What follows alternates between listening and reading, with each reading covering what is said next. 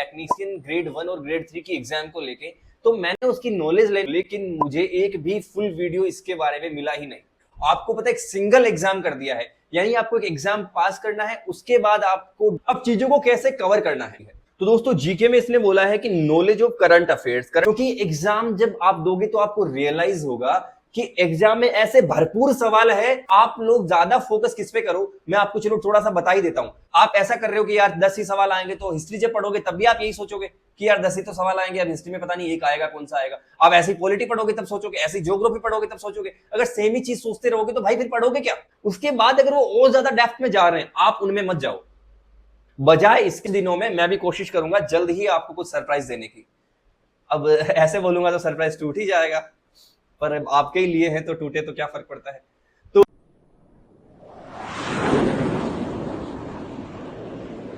Hello दोस्तों, नमस्कार, आदाब, सत श्री अकाल। स्वागत है आप सबका आपके अपने चैनल पुष्पा सर ऑफिशियल पे। दोस्तों, इस वीडियो में हम डिटेल से डिस्कस करने वाले हैं रेलवे रिक्रूटमेंट बोर्ड ने जो वैकेंसी निकाली थी टेक्नीशियन ग्रेड 1 और ग्रेड 3। तो वीडियो में आगे बढ़ने से पहले दोस्तों, चैनल को सब्सक्राइब कर दो अगर पहली बार आए हो। अगर आपको वीडियो अच्छा लगे तो वीडियो को लाइक कर दो। कोई भी तरह का डाउट हो आपको तो आप कमेंट करके बता सकते हैं। दोस्तों, मैंने जितनी भी वीडियोस डाली है रेलवे के लिए, उन सब में मुझे जब भी कमेंट मिले टेक्नीशियन ग्रेड 1 और ग्रेड 3 की एग्जाम को लेके, तो मैंने उसकी नॉलेज लेने के लिए बहुत बार सर्च किया यूट्यूब पे कि यार कोई कंप्लीट वीडियो मिल जाए जिसमें डिटेल से इसका मुझे सॉल्यूशन मिल जाए, तो मैं उनको कमेंट में जवाब दे दूं। लेकिन मुझे एक भी फुल वीडियो इसके बारे में मिला ही नहीं।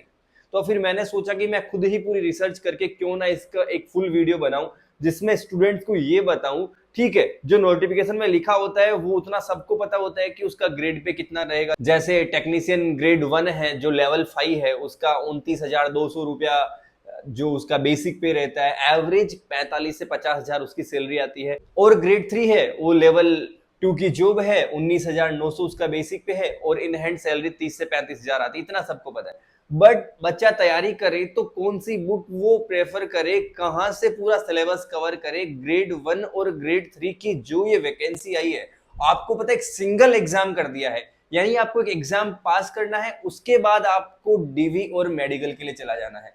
ऐसा बहुत ही कम बार हो रहा है आज के सिनेरियो में। इसके बहुत सारे फायदे हैं। देखो क्या क्या फायदे हैं एक ही एग्जाम होने के। एक तो सबसे बड़ा जो हमारे एजुकेशन सिस्टम में प्रॉब्लम है कि डिले बहुत ज्यादा हो जाते हैं। पहला एग्जाम होता है, फिर बीच में बहुत सारा टाइम लग जाता है, फिर दूसरा एग्जाम होता है, फिर टाइम लग जाता है। ये अलग अलग स्टेजेस का लफड़ा खत्म हो गया इसमें। यानी एक एग्जाम होगा, उसके बाद अगर उन्होंने रिजल्ट दे दिया तो उनको मेडिकल और डीवी ही करवाना होगा। तो सबसे बड़ी प्रॉब्लम जो कि एग्जाम 4-5 साल तक प्रोसीजर खत्म होता है, वो बड़ी सोल्व हो जाती है। इसलिए ये जो बहुत ज्यादा इंपॉर्टेंट हो जाती है, ये वाला एग्जाम बहुत ज्यादा इंपॉर्टेंट हो जाता है। सबसे पहले तो ज्यादातर बच्चों को ये डाउट रहता है कि इसके अंदर अप्लाई कौन कौन कर सकते हैं। तो देखो, मेजरली इसमें जिनके पास डिप्लोमा है या कोई डिग्री है इंजीनियरिंग के अलग अलग फील्ड में, वो पेज नंबर 19 पे, नोटिफिकेशन के पेज नंबर 19 पे डिटेल से पढ़ लो उसको। इसके अलावा जिनके पास डिप्लोमा और डिग्री नहीं है, उनमें जिनके पास फिजिक्स और मैथ्स हो 10+2 यानी 12th यानी हायर सेकेंडरी में, जिन्होंने 12वीं में फिजिक्स और मैथ्स से किया है, उन लोगों के लिए पोस्ट नंबर 15 नंबर जो वहां पे लिखा हुआ है पेज नंबर 19 पे, उसमें देखिए, वो आपके लिए भी है। ठीक है, तो मैं इस वीडियो में आपको डिटेल से बताता हूं कंप्लीट स्टडी की स्ट्रैटेजी क्या रहेगी। तो दोस्तों, पुष्पेंद्र सिंह राजपूत नाम है मेरा, और 6 साल से ज्यादा मेरा टीचिंग का एक्सपीरियंस रहा है अलग अलग फील्ड में, चाहे तो एसएससी हो, चाहे रेलवे हो, चाहे बैंक हो, चाहे सीडीएस, एफकेट, एयरफोर्स, डिफेंस के कोई एग्जाम ले लो। सभी एग्जाम्स में मैंने मैथमेटिक्स स्पेशली पढ़ाया 6 साल। उसी के बेसिस पे मैं ये सारी बातें आपको बोल रहा हूँ। इसके अलावा बहुत सारे गवर्नमेंट जॉब के एग्जाम्स जो हैं मैंने क्रैक भी करे हैं पर्सनली भी। तो वीडियो शुरू करने से पहले दोस्तों एक चीज देख लीजिए कि अगर आप पीवाईक्यू क्वेश्चंस लगाने के लिए कोई भी बुक ढूंढ रहे हैं, तो किरण पब्लिकेशन की ये सारी बुक्स आपको एक बार जरूर देखनी चाहिए। अगर आप रेलवे की तैयारी कर रहे हैं तो रेलवे की ग्रुप डी एग्जाम के लिए 1 से 40 सेट की ये बुक है। और ये जीके के लिए, जीके के साक्षात जो गुरु खान सर है, उनके 27,000 से ज्यादा सवालों के लिए ये बुक है, ये भी आप एक बार देख सकते हैं। और आप सारे कोई भी ग्रुप डी हो, आरपीएफ हो, टेक्निकल, नॉन टेक्निकल, कोई भी एग्जाम, सभी के लिए जितने भी 16 पेपर्स है वो सारे के सारे इस बुक में दिए हुए हैं, चैप्टर वाइज भी, टाइप वाइज। और अगर आप टेस्ट सीरीज देखना चाहते हैं तो आप प्रेप ऐप की टेस्ट सीरीज यूज कर सकते हैं, जिसमें सेम एग्जाम का इंटरफेस आपको मिलने वाला, बहुत ज्यादा यूजर फ्रेंडली है और इसके अंदर 50,000 से प्लस अलग अलग एग्जाम के मॉक टेस्ट है। रेलवे के भी जितने भी एग्जाम्स है वो सभी एग्जाम का इसने अच्छे से पीवाईक्यू को कवर किया हुआ है। इसके अंदर आप मेरा कूपन कोड भी यूज कर सकते हैं, PUSHPA20, पुष्पा 20 आप लगाओगे तो आपको 20% का फ्लैट डिस्काउंट मिल जाएगा, जो जनरली 400 में मिलता है, इन्होंने अभी डिस्काउंट देके 250 में करा हुआ है। और अगर आप मेरा 20% का डिस्काउंट कूपन लगा लेते हैं तो ये आपको मिल जाएगा ओनली 199 रुपीज में। अब आते हैं अपन वीडियो पे वापिस। अब दोस्तों जो ग्रेड 1 की जॉब है, यानी जिसे लेवल 5 की आप जॉब कहोगे, 45 से 50,000 जॉब लगते ही इन हैंड सैलरी आने वाली है, उसके बारे में अपन डिटेल से बात करते हैं। इसका जो सिलेबस रहेगा, इसमें देखो 90 मिनट में 100 क्वेश्चंस आपको अटेंड करने होंगे पेपर में, जिसमें जीएस यानी जीके का पोर्शन जो रहेगा वो रहेगा 10 सवाल, रीजनिंग लॉजिकल रीजनिंग जो रहेगी उसके 15 क्वेश्चंस, और मैथ्स और कंप्यूटर 20-20 सवाल आएंगे 20-20 मार्क्स के, यानी हर एक सवाल 1 मार्क आपको देगा। साथ ही इसमें जनरल साइंस एंड इंजीनियरिंग, ये एक बड़ा टॉपिक है जिसमें 35 क्वेश्चंस आएंगे और 35 मार्क्स के लिए। और आपको पता होना चाहिए 1/3 इसमें निगेटिव मार्किंग है, यानी आप 3 सवाल गलत कर देते हो तो एक सही सवाल भी आपका कट जाएगा। अब चीजों को कैसे कवर करना है, तो सबसे पहले तो देखो जीके जो इसने बोला है, जीके में इसने कौन कौन से टॉपिक के बारे में बात करी है। तो दोस्तों जीके में इसने बोला है कि knowledge of current affairs, current affairs के क्वेश्चन आएंगे, इंडियन ज्योग्राफी, हिस्ट्री और उसका जो कल्चर है, यानी आपको आर्ट एंड कल्चर भी पढ़ना होगा, इंडियन पॉलिटी, कॉन्स्टिट्यूशन और इंडियन इकोनॉमी और एनवायरमेंटल इश्यूज कंसर्निंग इंडिया, यानी इंडिया को लेके और वर्ल्ड को लेके जितने भी एनवायरमेंट के इश्यूज है, स्पोर्ट्स को लेके जितनी भी न्यूज चर्चा में रहती है, general scientific and technological development, ये सारे के सारे टॉपिक इसने जीके में बोला है। यानी आपको हिस्ट्री, पॉलिटी, जियोग्राफी और इकोनॉमिक्स, ये 4 सब्जेक्ट करने हैं। अब चूंकि कई बच्चे आप में से सोच रहे होंगे कि ओनली 10 ही तो सवाल आएंगे, तो हम बहुत ज्यादा डेप्थ में नहीं पढ़ के सरसरी निगाहों से पढ़ लेते हैं। प्यारे बच्चे, मैं यहां पे तुम्हें एक चीज कहना चाहूंगा कि चूंकि एग्जाम एक ही होगा तो आपको इसको प्री मेंस ऐसे नहीं सोच के, आपका कंप्लीट फाइनल मेंस यही है, आपको जॉब देने वाला अल्टीमेट एग्जाम यही है। तो आप उसमें उतना एफर्ट लगाइए जितना कोई किसी मेंस में लगाता है। अगर आपका यही मेंस रहता है तो आप क्या सोचते हैं ये दिमाग में पहले से सोचिए। ये मत सोचिए कि किसी से 10 ही सवाल आएंगे, किसी से 15 ही सवाल आएंगे, क्योंकि एग्जाम जब आप दोगे तो आपको रियलाइज होगा कि एग्जाम में ऐसे भरपूर सवाल है जो आपको वहां पे माइंड घुमा सकते हैं। इसलिए आप अपनी तरफ से कुछ ऐसा सोच लेते हो कि ये चीजें मैं छोड़ देता हूं, ये चीजें नहीं पढ़ता हूं, वो बहुत सही बात नहीं है। आप खुद ये चीजें मत सोचिए कि मैं पहले से चीजों को कम पढ़ता हूं, सवाल चूंकि कम आएंगे।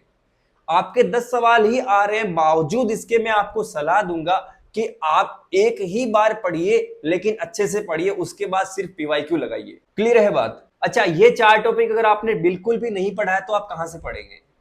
आप किरण पब्लिकेशन की ये किताब देख लीजिए, इसके अंदर चीजों को अच्छे से चार्ट बना के अच्छे से डिटेल में हर एक टॉपिक बताया हुआ है।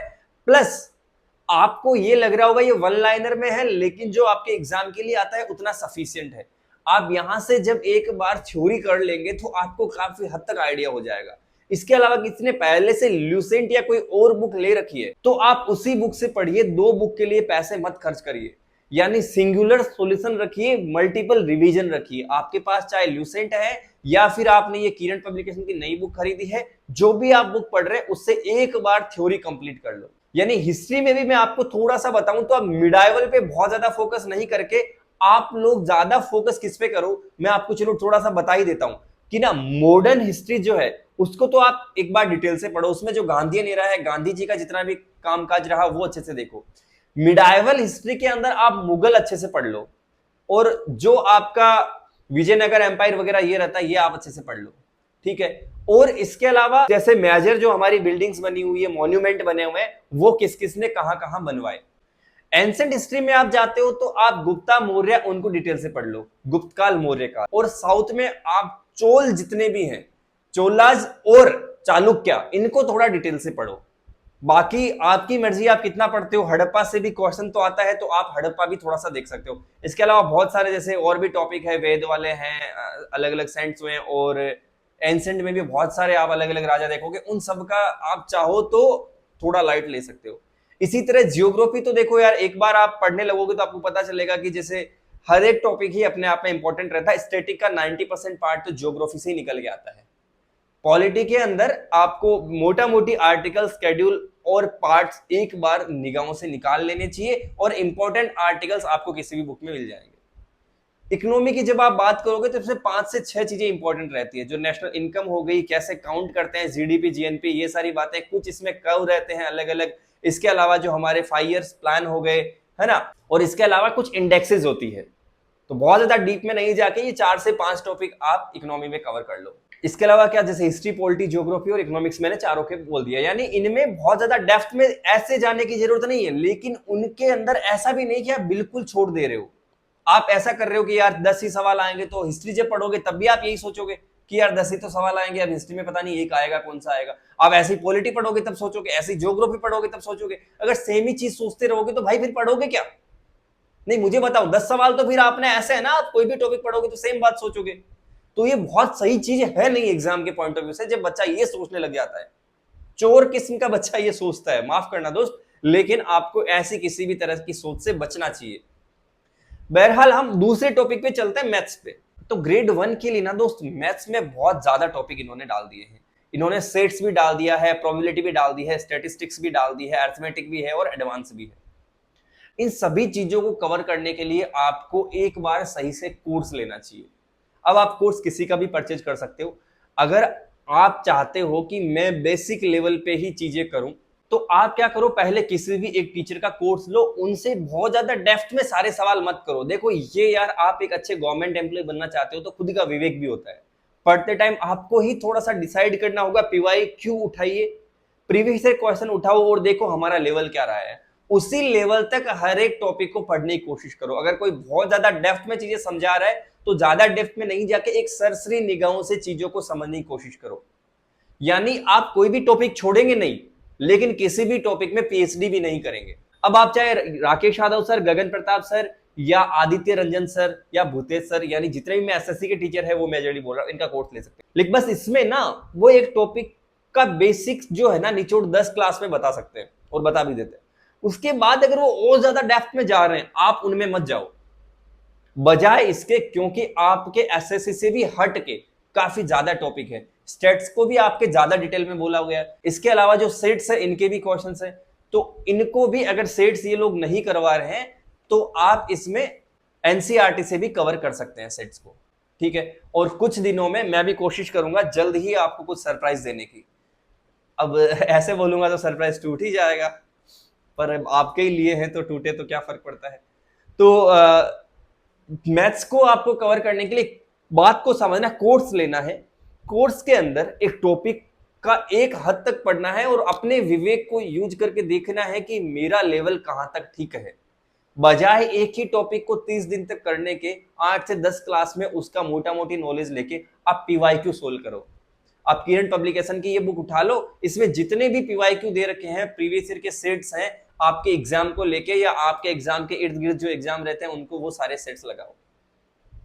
और सेम काम आप रीजनिंग में करो। रीजनिंग में चूंकि कोर्स का बहुत ज्यादा वेटेज नहीं रहता, स्टिल 1 से 2 टॉपिक तो ऐसे होते हैं जिनमें आप कोर्स लेते हो, तो आप कोर्स लेते हो मेरा मतलब, या यूट्यूब से अगर आपको उनकी फ्री क्लासेस मिल जाती है, तो क्या होता है ना, आपका वो टाइम सेव करता है। मैं जितने भी सब्जेक्ट्स बोल रहा हूं, इनकी क्लासेस के, यूट्यूब की क्लासेस के लिंक जो है मैं डिस्क्रिप्शन में डाल दूंगा। यानी किसी का हो सकता है मैंने नाम यहाँ पे मेंशन किया हो, नहीं किया हो, कुछ मिस भी हो गया हो, आप जब डिस्क्रिप्शन में जाएंगे तो वहां पे आपको सारे लिंक मिल जाएंगे।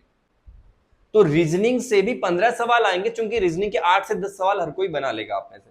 तो रीजनिंग में बहुत ज्यादा ऐसे लोड नहीं लेना है कि मैं पूरा कोर्स परचेज कर लूं, पैसा खर्च नहीं करना है इसमें। आप ज्यादातर टॉपिक यूट्यूब से देख लो और रीजनिंग में प्रैक्टिस अच्छे से करते रहो। रीजनिंग प्रैक्टिस ज्यादा मांगती है, सेल्फ प्रैक्टिस अगर करते रहते हो तो चीजें हो जाती है, ठीक है प्यारे बच्चे। अब यार कंप्यूटर है, तो कंप्यूटर में तो मैं रेकमेंड करूंगा कि आपको ऑनलाइन कोर्स भी मिल जाएगा।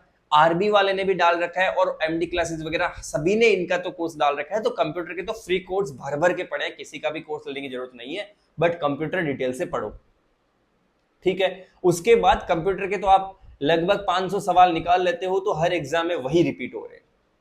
समझ में आ रही है बात। लेकिन यहाँ पे आपको किसी भी सब्जेक्ट को लाइट नहीं लेना है, ये भी नहीं सोचना कि ये बाद में करूंगा ये पहले करूंगा, चीजों को पैरेलल चलाना, ताकि एग्जाम की डेट कभी भी आए उससे खास फर्क नहीं पड़ता। जो बच्चे किसी सब्जेक्ट को पहले करके किसी के लास्ट के लिए छोड़ देते हैं, फिर कभी एग्जाम डेट आती है तो फंस जाते हैं। एक सब्जेक्ट को करते रहे दूसरा सब्जेक्ट पूरा छूट जाता है। बेहतरीन अप्रोच यही रहती है कि चीजों को पैरेलल चलाने की कोशिश की जाए, हाँ या ना। इसके बाद अपन बात करते हैं साइंस एंड इंजीनियरिंग। तो इसमें साइंस एंड इंजीनियरिंग के ये सारे टॉपिक देखो सिलेबस में डाल रखे हैं। अब इन टॉपिक्स में क्या है, आपको बेसिक जो आपका 9-10 का सिलेबस है वो तो है ही, कुछ टॉपिक एनसीईआरटी में 9-10 में नहीं होके 11-12 में है, वो भी यहां पे है। तो ये सारे टॉपिक आपको, ये जो मैंने आपको बुक बताई है वन लाइनर किरण की, इसमें सारे के सारे डिटेल से मिल जाने हैं, स्पेशली साइंस के यानी फिजिक्स, केमिस्ट्री एंड बायोलॉजी के। इसके अलावा मैं पहले ही बोल चुका हूं, आपके पास पहले से कोई बुक है पक्का, यानी ब्लूसेंट या कोई बुक, उनमें ये मिलेगा, तो आप वहां से भी कर सकते हो, कोई प्रॉब्लम नहीं है। इंजीनियरिंग के जितने भी टॉपिक है उनको देखो, किरण पब्लिकेशन ने अलग से इसके लिए एक बुक बना रखी है, science and engineering, specially target करी हुई है आरआरबी टेक्नीशियन के ग्रेड 1 को, साइंस एंड इंजीनियरिंग। तो ये बुक आप देख सकते हो, इसके अंदर डिटेल से थ्योरी दे रखी है और एमसीक्यूज दे रखे हैं। लेकिन यहाँ पे 35 क्वेश्चन चूंकि आने हैं तो इसको लाइट नहीं लेना है, बात क्लियर हो रही है। तो ये आप मोटा मोटी हर एक चीज की मैंने सोर्स बताने की कोशिश करी है। तो देखो यार प्यारे बच्चों, ये जो टेक्नीशियन के एग्जाम है, पर्सनली मैं इन एग्जाम में कभी बैठा नहीं हूं, है ना। मैंने तो ज्यादातर एग्जाम जो दिए हैं वो सीडीएस के, एसएससी के, यही सारे एग्जाम्स दिए हैं ना, असिस्टेंट कमांडेंट हो गया। लेकिन आपके लिए मैंने सारी चीजें, पूरा मटेरियल अच्छे से पहले देखा है, सिलेबस को देखा है, और मेरा जो टीचिंग का इतना एक्सपीरियंस है उसके बेसिस पे जो मेरी एनालिसिस की पावर है उसके आधार पे मैंने हर एक चीज अपने लेवल पे चेक करने की कोशिश करी है कि कौन से टॉपिक के लिए कौन सी बुक बेहतरीन हो सकती है, कहां से ये टेस्ट लगा सकते हैं, और इसका सिलेबस किस तरह से, किसको थोड़ा ज्यादा वेटेज, किसको थोड़ा ज्यादा कॉन्सेंट्रेट करे, किस पे कम कॉन्सेंट्रेट करे, ये मैंने मेरे लेवल पे सोचने की कोशिश करी है। ठीक है, तो उम्मीद है कि आपको थोड़ा सा आइडिया लगा होगा कहां से क्या चीज पढ़नी है। जब आप एक बार सिलेबस कवर कर रहे हो, साथ साथ में आपको टेस्ट सीरीज भी लगानी चाहिए। मैंने ऑलरेडी बोल दिया है, एक ज्यादा लोग टेक्स्ट बुक का जिनके पास सब्सक्रिप्शन होता है, अच्छी बात है। अगर आप टेक्स्ट बुक का आपके पास है तो भी मैं आपको सजेस्ट करूंगा कि एक ही प्लेटफॉर्म पर रिलाई करने की बजाय प्रेप को भी आप यूज कर सकते हैं। नहीं है तो आप एक बार प्रेप का भी देख सकते हैं, यहाँ पे भी बहुत ज्यादा पैसा तो खर्च नहीं हो रहा, प्लस आपको बहुत सारे टेस्ट भी मिल जाते हैं। लेकिन टेस्ट अगर आप लगाओगे तो आपकी स्पीड इंप्रूव होगी, आप कहां स्टैंड कर रहे हैं इस पूरे देश के बच्चों में, यानी आपको अपनी रैंक पता चलेगी, परसेंटाइल पता चलेगी, कुल मिला के आप अपना असेसमेंट अच्छे से कर पाओगे। अब अपन बात कर लेते हैं ग्रेड 3 की। तो प्यारे बच्चे, जो ग्रेड 3 के लिए एग्जाम होगा उसमें पहली चीज तो कंप्यूटर नहीं होगी और इंजीनियरिंग नहीं होगी। ग्रेड 3 के अंदर ही वो पोस्ट है 19 नंबर पेज पे, 15 नंबर पोस्ट, जिसके अंदर मैंने बोला था 10+12 फिजिक्स और मैथ्स के साथ करा हुआ हर स्टूडेंट उसको अप्लाई कर सकता है। इसके अंदर पहली चीज तो कि कंप्यूटर नहीं होगी और इंजीनियरिंग भी नहीं होगी, यानी मैथ्स, रीजनिंग, जनरल अवेयरनेस और जनरल साइंस, इन्हीं के 25 क्वेश्चंस होंगे। मैथ्स का जो इसका सिलेबस रहेगा ये आप एक बार देख लो, सारे टॉपिक लिख दिए। तो इसके अंदर उसकी तरह सेट्स वगैरह सारा वास्ट टॉपिक नहीं होंगे, जो आम एग्जाम में होते हैं, जो एनटीपीसी में भी होते हैं, वो सारे टॉपिक है। तो इसमें मैं आपको कहूंगा कि वही जो, क्योंकि चूंकि सिलेबस बहुत ज्यादा नहीं है, जॉब तो चाहिए ना, आपके कंप्यूटर है ना आपको इंजीनियरिंग है, तो आपको टाइम देना नहीं है। तो आपको जो ट्रेडिशनल तरीके से तैयारी की जाती है, कन्वेंशनल एक तरीका होता है कि मैथ्स को बहुत ज्यादा डेप्थ में पढ़ते हैं अपन, रीजनिंग को डेप्थ में पढ़ते हैं, इनमें आपको पढ़ना चाहिए, क्योंकि इनमें आपका दूसरा कोई वेटेज किसी चीज का नहीं है, आपको बस यही तो करना है। तो यहाँ पे आप किसी का भी कोर्स लेते हैं, मैंने पहले जो नाम बोले हैं वही नाम फिर से है, मैं लिंक अटैच भी कर दूंगा सबके कोर्सेज के। मैं 3-4 नाम क्यों बोलता हूँ, क्योंकि हर एक स्टूडेंट की किसी एक ही के साथ टोन मैच कर जाए जरूरी नहीं है। प्लस मैथ्स के लिए जब भी मैं बोलता हूँ मुझे मेरा आपको दिया जाने वाला सरप्राइज याद आ जाता है। तो स्टे ट्यून्ड, भगवान की दया से ऐसा कुछ हुआ तो उसके लिए भी मैं आपको जल्द ही बताऊंगा। खैर, आप कोई भी कोर्स लीजिए और मैथ्स को अच्छे से कवर कीजिए, क्योंकि अगर आप एक एग्जाम के लिए कवर करते हैं तो यकीन मानिए मैथ्स कवर हो जाने के बाद जो स्टूडेंट का कॉन्फिडेंस बूस्ट होता है कि कोई भी और टॉपिक नहीं कर सकता, किसी भी और टॉपिक से उतना स्टूडेंट को खुद पे भरोसा नहीं होने वो लगता कि अब तो मैं जॉब ले ही लूंगा, जो मैथ्स को पढ़ने के बाद होता है। प्लस ये एक लॉन्ग टर्म मेहनत से अचीव की जाती है, तो ये आपके लिए पास हमेशा के लिए रहती भी है, आप जल्दी से फिर भूलते भी नहीं हो, एक बार सीखने में टाइम लगता है। तो मैथ्स को थोड़ा डिटेल से पढ़िए। रीजनिंग मैं फिर बोल देता हूं, आपको अगर मैंने नाम नहीं बताया तो आप विक्रमजीत सर या छाबड़ा सर, इन सब के जो मैं एसएससी वाले ही ज्यादातर नाम आपको बताता हूं, क्योंकि सिलेबस आप देखोगे तो लगभग सेम है, थोड़े अच्छे लेवल प्रैक्टिस करोगे, है ना भाई, तो आप अच्छे से नॉर्मल क्वेश्चंस को अटेंड कर पाओगे। इनके आप रीजनिंग के क्वेश्चंस देख सकते हैं। इसमें जो साइंस है, साइंस में ओनली इन्होंने इतना बोला कि फिजिक्स, केमिस्ट्री एंड बायोलॉजी। तो फिजिक्स में बेसिक जो हमारे 10 से 12 टॉपिक रहते हैं, 9th और 10th के, 11th 12th में जाने की जरूरत है नहीं। साथ ही केमिस्ट्री, तो इसमें तो आप, मैं कहूंगा कि ये जो दोनों बुक है, या तो आपके पास लूसेंट है तो बढ़िया है, वरना किरण की जो वन लाइनर बुक है, वन लाइनर इस बुक का नाम है, लेकिन आप जब देखोगे तो अच्छे से टेबल बना के, चार्ट बना के, चीजों को अच्छे से क्लासिफाई करके समझाया हुआ है, तो आप ये बुक भी देख सकते हो। प्लस बायोलॉजी, तो इसमें बॉटनी और जूलॉजी दोनों को डिटेल से पढ़ना है। बायोलॉजी का पार्ट थोड़ा सा बड़ा रहता है, लेकिन चूंकि हमारे पास कुछ और करने को है नहीं, ये 4 ही सब्जेक्ट है, तो इसके अंदर भी अपन इस बुक से कवर कर सकते हैं। इसके अलावा अपन बात करते हैं जीके की, तो जीके में देखो इन्होंने कल्चर, स्पोर्ट्स और करंट अफेयर की बात करी है, प्लस इकोनॉमिक्स और पॉलिटी की भी बात करी है, लेकिन हिस्ट्री और ज्योग्राफी को सिलेबस में डायरेक्टली नहीं बोला है, बस लास्ट में बोल दिया and some other important subjects.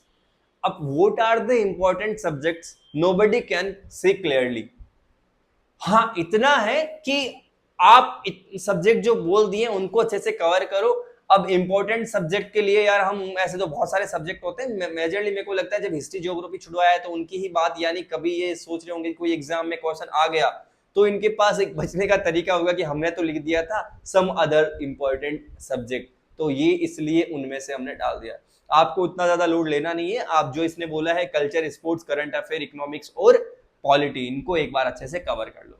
आप सबसे पहले थ्योरी को अच्छे से बुक से कवर करते रहो, साथ में पीवाईक्यू लगाते रहो। ग्रेड 3 के लिए भी किरण पब्लिकेशन ने ये बुक आप चेक कर सकते हो, सही से प्रीवियस ईयर के सेट्स डाल रखे हैं, एमसीक्यूज भी डाल रखे हैं। बात समझ में आ रही है?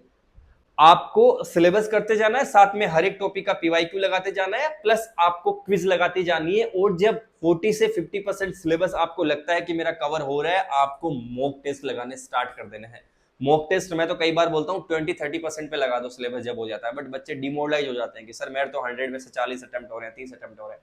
उस स्थिति से बचने के लिए अगर आप में बहुत ज्यादा इतनी हिम्मत है तो आप बहुत जल्दी मॉक लगा दो। मॉक लगाने से आपको पढ़ने में हेल्प होती है। जब बच्चा मॉक सही से लगाता है ना, तो उसको ये समझ में बहुत जल्दी आ जाता है कि आखिर पूछा क्या जाएगा, पढ़ना क्या चाहिए। बात समझ में आ रही है? अब अगर आप में से कोई मुझसे पूछेगा कि कट ऑफ क्या है सर, इसमें कमेंट आने वाले हैं मुझे पता है, तो देखो मैं पहले ही वीडियो में क्लियर कर देता हूं कि cut off will merely depend on number of aspirants, level of the paper and number of the shifts and normalisation factor. ये पहले कोई प्रेडिक्ट नहीं कर सकता। हाँ, आपको जानना है तो आप प्रीवियस ईयर की कट ऑफ देख लीजिए उठाकर, लेकिन चूंकि अब तो एग्जाम एक ही होना है, तो सारे बच्चे अब पहले की तरह प्री मेंस का नहीं सोच के एक ही साथ सब कुछ पढ़ने वाले हैं, एक ही साथ सब कुछ परफॉर्म करने वाले हैं। पेपर का लेवल भी कैसा आएगा, क्या आएगा, नोबडी कैन प्रेडिक्ट। तो आपको अब ये चीजों में पढ़ने की बजाय कट ऑफ क्या रहेगी, नहीं रहेगी, आपको ध्यान देना चाहिए अपने सिलेबस को कवर करने में। मैंने तो आज तक यार कोई पेपर देने के बाद ये सोचा ही नहीं कि कट ऑफ क्या रहेगी, नहीं रहेगी, इतनी क्यों हाई गई, इतनी क्यों कम गई। यार जो अब बच्चे बैठे, जो उनको लगा, जहां तक उनकी मिनिमम पोस्ट पे जितने बच्चे बन जाते हैं उतने रख दिए उसमें। अब उसमें क्या है, पेपर इजी रहा होगा तभी ना हाई गई होगी, पेपर टफ रहा होगा तभी ना कम गई होगी। हाँ या ना? उसमें क्या फालतू की बहस करनी, टाइम वेस्ट करना नहीं है, अच्छे से पढ़ाई करनी है। मिलते हैं अगले वीडियो में। उम्मीद है आप सब लोग खुश होंगे, खूबसूरत होंगे हमेशा की तरह। और हाँ, एक कमेंट कर देना मेरे नए हेयर कट पे। बाय बाय, जय हिंद, मिलते हैं अगले वीडियो में।